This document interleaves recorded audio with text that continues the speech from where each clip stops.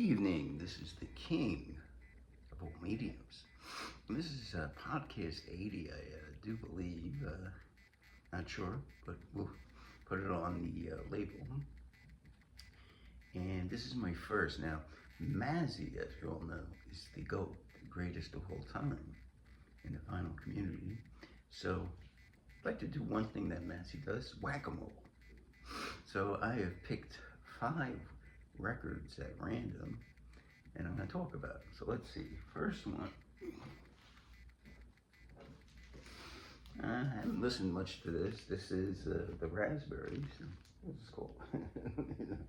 Starting Over. And this is, I think, their 4th and final album. And it does have one famous song, Overnight Sensation. The rest of the songs I don't know too well, but their last album, eventually Eric Carmen went on to be a solo artist. Hungry Eyes, All By Myself, etc., etc. He just recently passed. He's the main guy, I guess. You know. John Lennon was a big fan of the Raspberries, by the way. He sat in on one of their recording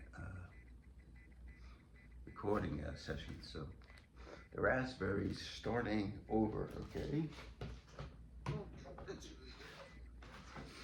Now, here's the second album from 1982, Eddie Money, and I think this is self-titled. Let me see. No Control. It's not. I think I have self-titled, but rest of it, Eddie Money's probably get a greatest hits package. He's not a, he doesn't have a lot of good deep cuts, but good album. Shaking, Thinking in Love, No Control are excellent songs. Side 2 really doesn't have anything of note. Produced by Tom Dowd. Eddie Money, No Control. Album number 3. Okay, album number 3 is Stephen Stills' first solo album called Stephen Stills. And this came after, of course, Crosby, Stills, Nash, and Young. And all 4 of them came out with solo albums, and pretty good album. The key song on this is Love the One You're With. I don't know many of the other songs, but I do know one thing. There is one song with Jimi Hendrix on it. I'm trying to find that song. Oh, Old Times, Good Times. And this came out in 1970 because Jimi Hendrix died in 1970. So Jimi Hendrix was a big friend of Stephen Stills. Stills actually thought of becoming the bassist in Jimi Hendrix. That's how good friends they were. So Stephen Stills, self-titled. Now, this album I don't think is in good shape. It's a great album, but got it from the $2 bin. So, whoops. And this is John Barleycorn Must Die by Traffic. I think it's 1970. Let me see if they have a copyright. And okay, we'll say 1970.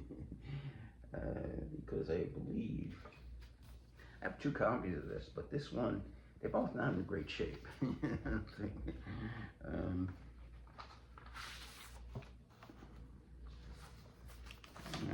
United Artists, Glad, Freedom Rider, some great songs. The title track, John Barleycorn Must Die, is pretty good. I'll do a tape this one up. So, John Barleycorn Must Die, Traffic, 1970. Nice price of $2, but again, I don't think it's in such a good condition. And finally,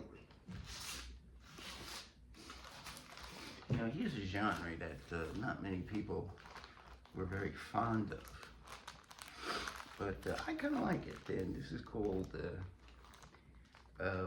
Bubblegum something. Some kind of bubblegum.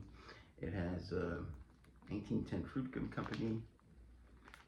What else? Ohio Express, Chewy Chewy, Yummy, yummy, yummy. I got love in my tummy. I think this was a bunch of studio musicians that that finally flipped on. I don't know, I got into bubblegum a little bit as a kid. You know, I remember some of these songs such as Yummy Yummy. So it's it's interesting. You know, I'm gonna get a lot of people not fondly remember the bubblegum genre, but pretty good album.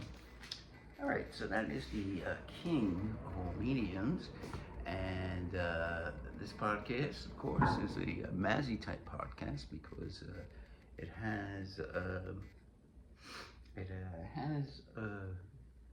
what do you call it? Whack-a-mole. All right, thank you for watching and have a great day.